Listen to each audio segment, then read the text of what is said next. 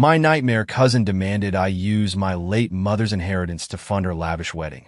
So I refused and exposed her entitlement to the whole family. I, 29M, grew up with a deep sense of gratitude toward my mother. She raised me on her own after father passed away. We never had much, but she poured every ounce of her energy into giving me a decent life. When she died, it shattered me. Yet she left a small inheritance, a sum of money that felt like the last gift she could give. I used part of it for practical things, car repairs, paying off small debts, while keeping the rest tucked away as a safety net. It was, in my mind, a final reminder of her love. My cousin, on the other hand, never had to scrape by. She had the knack for getting what she wanted. Family described her as ambitious, but in truth, she was manipulative. We'd never been close. She always had this aura of entitlement. She'd brag about new clothes, flashy gadgets, even her fiancé's high-paying job. I mostly ignored it. Live and let live, I thought. Then she announced her engagement. She hyped it as the wedding of the century, declaring she wanted a grand ceremony that would outdo everyone else's. She talked about renting a castle-like venue, hiring celebrity caterers, all sorts of lavish fantasies. My father once shook his head, calling her a dreamer who wants everything financed by others. A few months before her wedding date, she invited me to lunch. It was odd. She rarely talked to me unless she needed something. I arrived, and she was all smiles at first, praising my mother's inheritance windfall. The conversation turned suspicious quickly. I heard you're sitting on that nice chunk of money your mother left. Don't you think it's time to put it to good use? My stomach nodded. I responded, I'm saving it for emergencies, or maybe something that honors mother's memory. She waved me off. That's silly. You should invest in something that matters, like my wedding. I nearly choked on my drink. She started a spiel about how family helps family, how she needed a large sum to secure the perfect wedding venue. She asked me outright for a 5-figure donation from the inheritance. I blinked, stunned by her gall. That inheritance is for my future security or a memorial for mother, not for your fancy wedding, I replied firmly. She scoffed. Your mother would want you to help family. The arrogance in her tone made my blood boil. My father had always warned me about her pushiness. I told her politely, but plainly that I wouldn't hand over a cent for her wedding. She tried guilt trips. Imagine how beautiful it'll be if we all celebrate in style. I repeated that the money was not for her. Her expression soured. She leaned closer, voice dropping. If you deny me this, everyone in the family will know how selfish you are. They'll think you disrespect your mother's generosity. My jaw tightened, anger swirling. This wasn't a polite request. It was blackmail. I left that lunch furious, knowing she'd tried bigger stunts to pry the inheritance out of me. And I was right. She escalated quickly, enlisting relatives, weaving half-truths to cast me as the villain. A storm was brewing, and I braced myself to protect both my mother's legacy and my own dignity. Over the next week, I noticed phone calls from extended family soared. Some were gentle inquiries. Your cousin said you're refusing to help her with the wedding. Is something up? Others sounded more accusatory, repeating her line that I was hoarding mother's inheritance and abandoning the spirit of family support. I calmly explained that the money was intended for emergencies and personal plans, not to fund a lavish wedding. Some understood. Others pressed me further, saying I should compromise to keep peace. My cousin wasn't satisfied with stirring the family pot. She visited my father, feigning a tearful story about how I was blowing thousands on random stuff, ignoring her genuine need. My father called me after she left, sounding perplexed. Son, she told me you're squandering your mother's money on vacations and gadgets. That's not true, right? I nearly laughed. Of course not. You know me better. He sighed. I do. She's playing some angle. He urged me to stay calm. Keep your records. The truth will come out. Then came her next move, demanding a family meeting at her house. It felt like an ambush, but father and mother insisted we show up to clear the air. I arrived with father by my side, bracing for drama. Indeed, about a dozen relatives were present, some from her fiancé's side, others ours. My cousin orchestrated a cozy circle of chairs, then proceeded to unload her sob story about how she needed a little financial boost to secure the wedding venue. She turned to me, adopting a sweet tone. "Would you do this in memory of your mother, who loved big family gatherings?" I stared, seeing the trap. She was using mother's name to guilt me. Father's fist clenched. I calmly replied, "I'm sorry, but mother's inheritance isn't for extravagant parties. It's for my future and to honor her in a meaningful way." She tried the tears again, eyes glistening. "I can't believe you'd be so cold-hearted." The fiancé chipped in, "It's just a family wedding. Why withhold help?" Trying to stir group pressure. I refused to budge. Then father spoke up, explaining how the money was not meant for someone else's wedding. Several relatives nodded in quiet agreement, but others, perhaps dazzled by her fiancé's promise of a grand event, frowned at me. My cousin exploited that tension, claiming, "He's letting his mother's memory go to waste.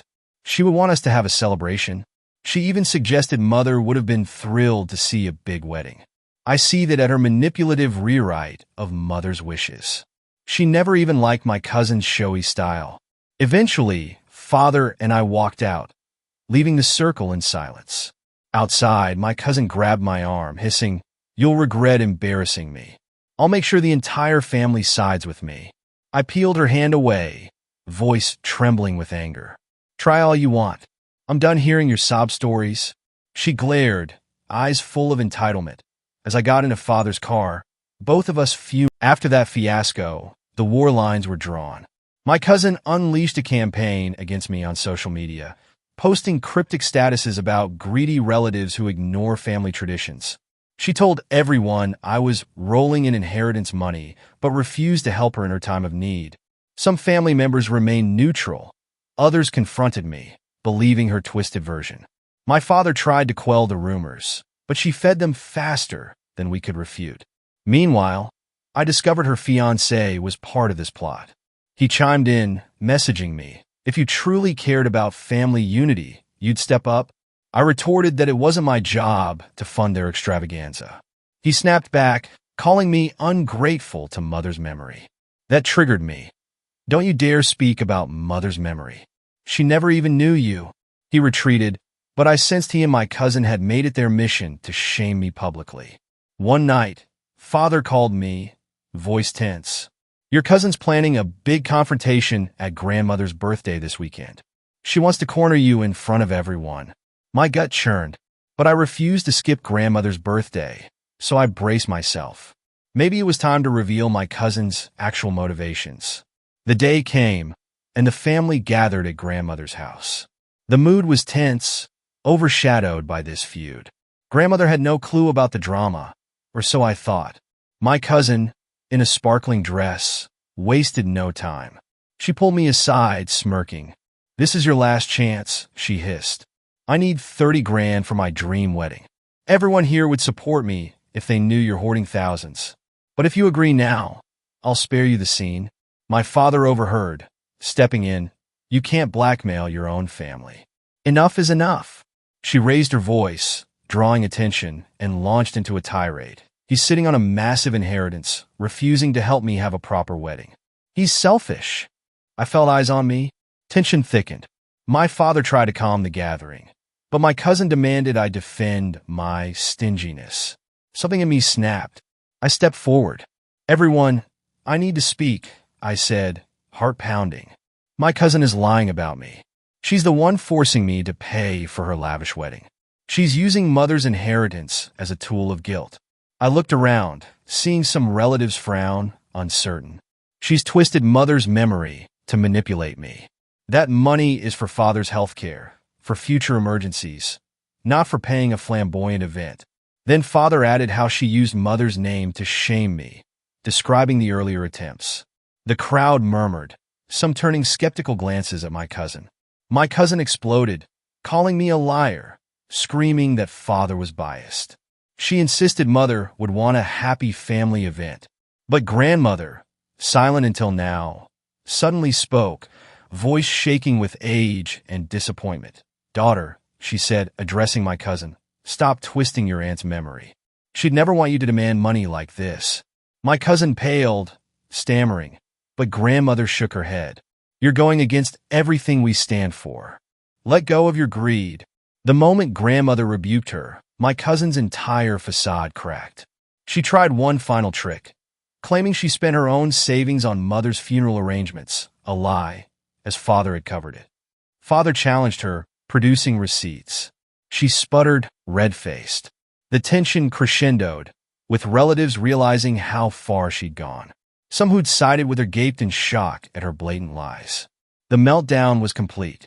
My cousin lost her composure, shrieking that we were ganging up on her. She tried storming out dramatically, but not before father calmly told everyone the truth. She demanded thousands from my son, tried to blackmail him, used mother's memory as a bargaining chip. We refused to be bullied. A hush fell. The fiancé hovered, looking mortified, possibly rethinking his entire engagement. My cousin slammed the door on her way out, leaving a swirl of discomfort in her wake. In the days after, the family largely rallied around me. Some scolded me for not revealing the details sooner, but I explained I'd tried to keep the peace. My father and mother were proud I stood firm, refusing to let anyone misuse mother's inheritance.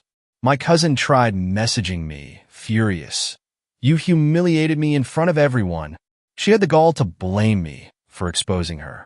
I blocked her. Then she pivoted to father, threatening to spread more rumors, but father paid no mind. He told me, she's lost credibility after that fiasco. Her fiancé apparently broke off the engagement. He realized if she was lying about me, what else might she lie about? She responded by doubling down on her hatred toward me, telling mutual acquaintances I ruined her future. But most folks saw the truth by then. Some relatives quietly told me they were relieved her fiancé escaped. As for me, I reinforced the boundary. My father reaffirmed that I keep mother's inheritance for real needs. Maybe in the future, I'd create a small scholarship in mother's name, but definitely not funnel it into my cousin's wedding dreams. My mother sighed, wishing things hadn't ended in such bitterness, but she knew we had no choice. I still see my cousin at occasional gatherings. She avoids me, sending scowls my way. She tried once to corner me privately, whining about how she's stuck with wedding bills. Not my concern, I said, walking away. She huffed, calling me heartless. But truly, she reaped what she sowed. She demanded something that was never hers, tried emotional manipulation, lied openly, and ended up alienating half the family. In the end, mother's inheritance remains safe, father's medical care remains funded, and I keep a piece of mother's final gift intact for meaningful use. My cousin's attempt to rewrite her greed as some family right failed spectacularly. She stands isolated now, paying the price for